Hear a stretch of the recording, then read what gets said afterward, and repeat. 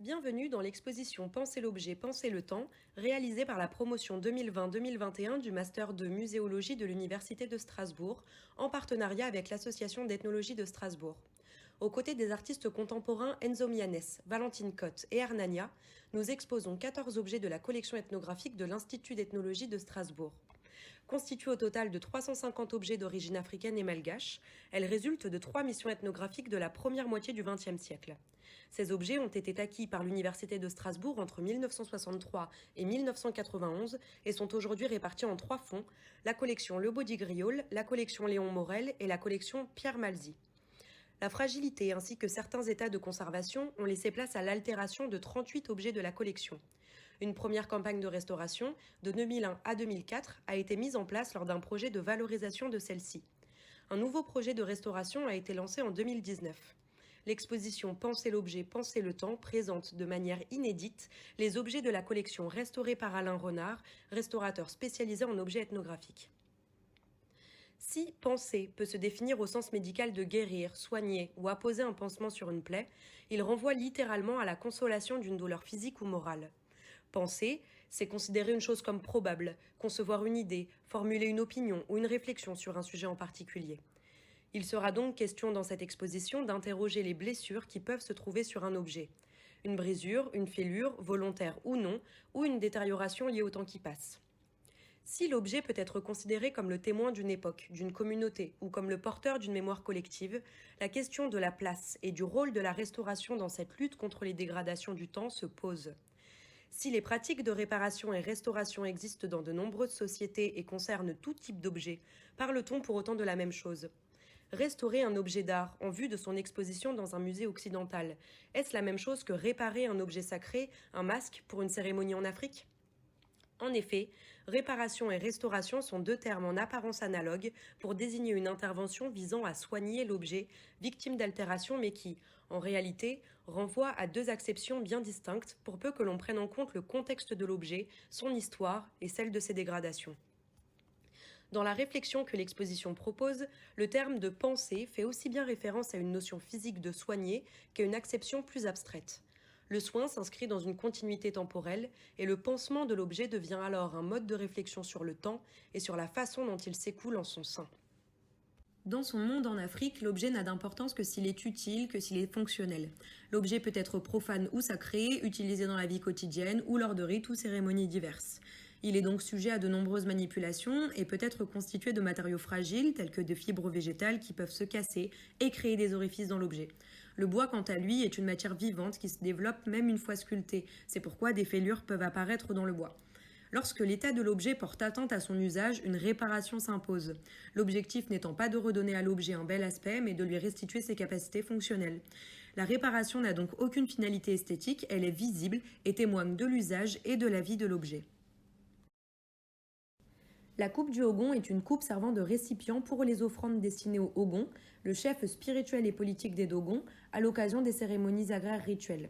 Le Hogon est chargé du culte du Lébé, le premier ancêtre mythique des Dogons, qui les guida jusqu'à leur territoire actuel établi autour de la falaise de Bandiagara au Mali. L'iconographie et la forme de la coupe évoquent le mythe de la création du monde, la cosmogonie Dogon. Les deux vases superposés symbolisent en effet l'œuf primordial, la forme qu'a donnée le dieu Ama à l'univers lors de sa création. Le motif des chevrons, signe d'eau et de fertilité, visible sur les deux coupes superposées, renvoie à l'élément principal dont s'est servi le dieu pour la création. Le personnage au sommet de la coupe pourrait aussi bien être le Hogon, le dieu Ama ou le Lébé. Des agrafes en métal sont visibles le long des fentes du bois. Elles résultent d'une réparation autochtone, c'est-à-dire faite sur le lieu même où est utilisé l'objet, qui correspond généralement à son lieu de fabrication. Ces agrafes visent à consolider la coupe en vue de son utilisation. D'anciennes altérations à la base de la coupe ont été causées par des termites et datent probablement de l'époque de la collecte. Elles n'ont pas été traitées par le restaurateur car l'infestation n'étant plus active, elles ne représentent plus un risque pour l'objet. Les diverses fissures visibles sur l'ensemble de la coupe résultent du travail naturel du bois de Caïl-Cédra et n'ont pas fait l'objet de restauration puisqu'elles témoignent de l'écoulement du temps et elles font partie de l'histoire de l'objet. Un simple dépoussiérage de l'objet a été réalisé, permettant d'éloigner le risque d'infestation par les insectes nuisibles attirés par la poussière. Le dépoussiérage est un acte de conservation préventive. Dès lors que l'objet est arraché à son monde et qu'il intègre un contexte muséal, sa temporalité évolue vers un désir de pouvoir le contempler éternellement. Or, l'inexorable écoulement du temps fait peser sur l'objet diverses menaces. Et lorsque les dégradations temporelles présentent un risque pour sa survie ou sa lisibilité, l'intervention est alors prescrite. La restauration vise donc à maintenir l'objet dans son état originel ou bien à défaut dans l'état dans lequel se trouvait l'objet lorsqu'il est entré dans une collection muséale. L'opération doit être discrète et ne pas entraver la variation naturelle des matériaux, le travail du bois par exemple, mais aussi être perceptible pour pouvoir être distinguée des parties originelles de l'objet. Les techniques de restauration étant en constante évolution, elles doivent également être réversibles, de sorte qu'une restauration soit devenue nuisible pour l'objet ou soit obsolète pourra facilement être retirée et remplacée par une technique plus moderne. La conservation d'instruments de musique et par extension leur restauration soulève la question du son. Un objet conservé dans une collection n'a pas vocation à être utilisé car son emploi pourrait provoquer des détériorations. Il n'est alors plus concevable de produire du son avec l'instrument puisqu'il devient impossible d'en jouer. Quand une restauration est faite, c'est la forme de l'instrument qui est préservée et non pas sa sonorité. L'objet est conservé comme témoin de la pratique musicale ici. Lorsqu'un instrument est physiquement détérioré, une question se pose alors. Doit-on reconstituer les éléments manquants, comme une corde cassée ou une caisse de résonance manquante, ou doit-on conserver l'objet en l'état comme témoignage de ses utilisations antérieures ?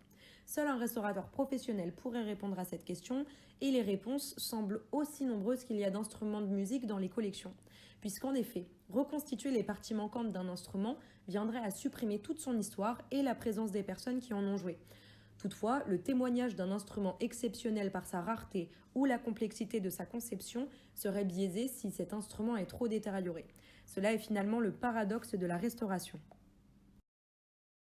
Ce tambour à tension variable provenant du Cameroun est principalement utilisé lors de cérémonies rituelles et religieuses. Il se tient sous l'aisselle, tandis que l'autre main effectue des percussions sur la peau tendue. Grâce à la pression du bois sur certaines cordes de l'instrument, le joueur peut faire varier les tonalités du son, d'où son nom à tension variable. La perforation de la membrane a été recollée à l'aide de colle de poisson, puis mise à niveau grâce à un poids contenant du sable pour tendre la peau pendant la prise de colle. De légères retouches de gouache, qui sont donc réversibles, sont venues corriger le raccord de couleur. Une ancienne trace de colle a également été nettoyée pour préserver le cuir de certains risques qui pourraient devenir nuisibles pour l'objet à long terme, comme la migration des solvants, le jaunissement et l'acidification. Certaines sociétés africaines possèdent une société secrète nommée Awa, constituée de personnes initiées. Chaque personne au sein de l'Awa a en charge de réparer son masque avant chaque sortie orchestrée, en retissant les fibres, en ajoutant des touches de peinture sur les masques en bois, etc. Le but étant d'assurer l'opacité du masque afin que le porteur ne soit pas visible, puisque à ce moment, il n'est plus un homme, mais il incarne un dieu qui se manifeste aux hommes lors de cérémonies orchestrées. Les masques sont des représentations symboliques que la société se fait du dieu, des génies, des ancêtres, etc.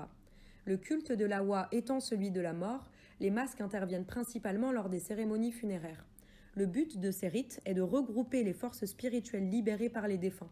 Ces cérémonies, qui comportent des danses, des chants et des récitations de mythes en langue secrète, constituent également un rappel de l'histoire de la création du monde par le dieu Ama. Ce masque Kurumba, provenant du Burkina Faso, figure l'antilope chevaline ou hippotrague et sort principalement à l'occasion des funérailles d'un membre de la famille des masques ou bien celle d'un notable. Il possède une base incurvée qui lui permet d'être fixé au sommet de la tête du porteur. Sa danse est destinée à séduire l'âme du défunt pour la conduire vers le monde des ancêtres, comme le détaille Gaël Weiss en 2015 dans sa publication Création africaine et mondialisation.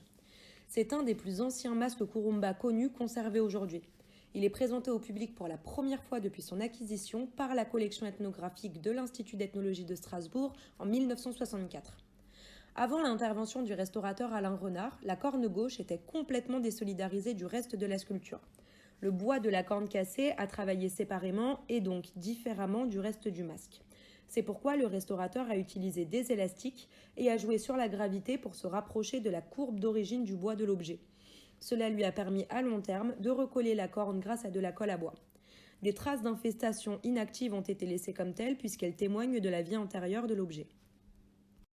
Tandis qu'en Occident, le terme masque désigne une sculpture faciale, pour les populations du continent africain, il est envisagé comme un tout composé de plusieurs éléments.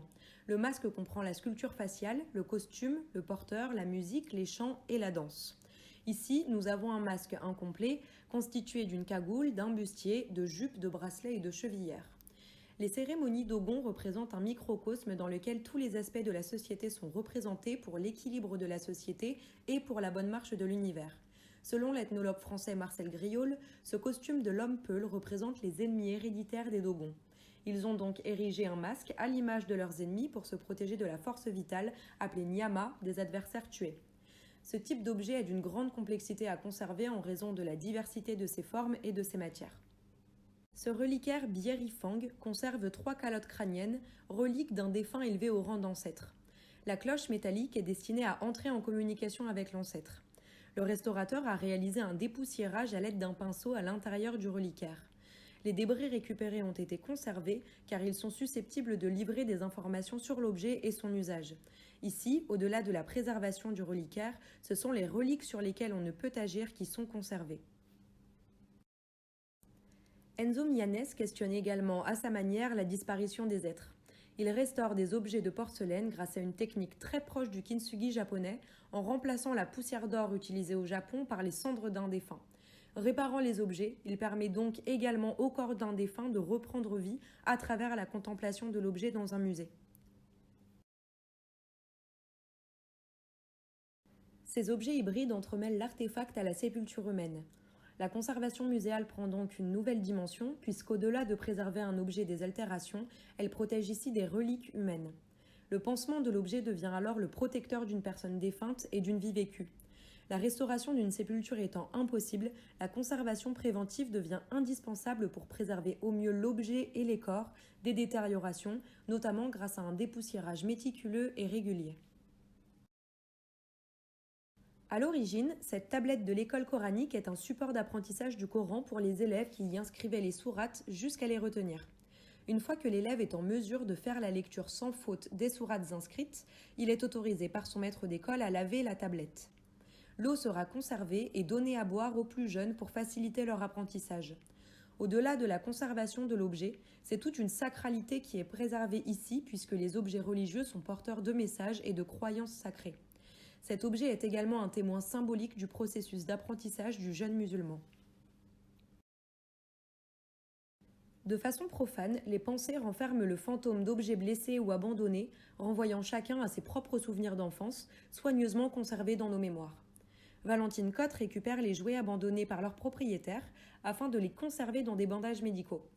Ils sont ensuite recouverts de porcelaine froide et tout en étant bien protégés dans leur cocon réparateur, les objets sont soumis à une technique de crémation, ce qui a pour effet de faire disparaître les jouets sous l'effet d'une chaleur ardente, fondant pour le plastique, brûlant pour le bois, ne laissant qu'une porcelaine creuse à la vue de tous. À la manière de nos souvenirs, seuls résistent autant les contenants, laissant parfois le contenu nous échapper. Dans le domaine de la restauration, certaines altérations sont presque impossibles à corriger. La cagoule Yagoulé représente une jeune fille, bien que la oie soit exclusivement masculine. La cagoule de Yona représente le voleur rituel. Le porteur a pour objectif de voler les affaires du public avant de les rendre à la fin de la cérémonie en échange de cauris. Les fibres végétales sont difficiles à conserver car elles sont très fragiles. Elles se cassent lorsqu'elles sont tressées car la fibre sèche est friable. En Afrique, elles sont constamment retissées jusqu'à ce que la cagoule soit trop détériorée. À ce moment, la cagoule est placée dans un sanctuaire à l'abri des regards. L'exposition et la conservation des masques en fibres sont donc aux antipodes du contexte d'origine. Le restaurateur n'a pas pu intervenir sur le retressage des cagoules, mais il a conçu des socles qui permettent aux cagoules de conserver leur forme d'origine, limitant les risques de détérioration. Tandis qu'en Afrique, les cagoules ne sont pas conçues pour la contemplation mais seulement pour leur utilisation, Arnania Gunnarsdottir renverse les usages avec ses poupées qui n'ont été conçues que pour être exposées. Ces poupées sont en constante évolution puisque l'artiste les déconstruit, les reconstruit, elle rajoute de la matière puis en retire, sans jamais proposer une fin aux modifications temporelles de ces objets. La magie fait partie intégrante de son art, elle est inhérente au processus de création et donne vie aux poupées, ce qui leur permet de communiquer avec l'altérité grâce à leur aura. À la manière des réparations autochtones, Arnania se saisit des altérations présentes sur les objets en les accentuant parfois pour mieux les corriger, les soulignant au regard par des matières et des couleurs diverses. Ses œuvres sont à la fois objets et corps humain, travail du temps et de la matière, cicatrices du corps et de l'esprit. Nous espérons que cette exposition vous a plu et que vous avez pu vous familiariser avec les notions de réparation et de restauration qui sont omniprésentes dans la vie des objets de collection. Le pansement de l'objet devient le protecteur d'un souvenir, d'un témoignage ou encore d'une émotion. Ce qui importe dans les œuvres d'art exposées ici n'est plus leur état initial, mais ce qu'elles sont devenues durant leur vie grâce à la trace de toutes les personnes qui les ont manipulées, utilisées et soignées. C'est pour cela que nous avons souhaité mettre en valeur les altérations physiques de ces objets. Elles deviennent ici des supports de réflexion plutôt que des détériorations qu'il faudrait cacher. Nous vous invitons à laisser libre cours à votre imagination à propos du passé de ces objets et à leur histoire. Ces objets hybrides entremêlent l'artefact au sensible à l'insaisissable. Penser l'objet, penser le temps devient penser l'objet, penser le temps. Peut-on penser le temps en pensant la restauration ?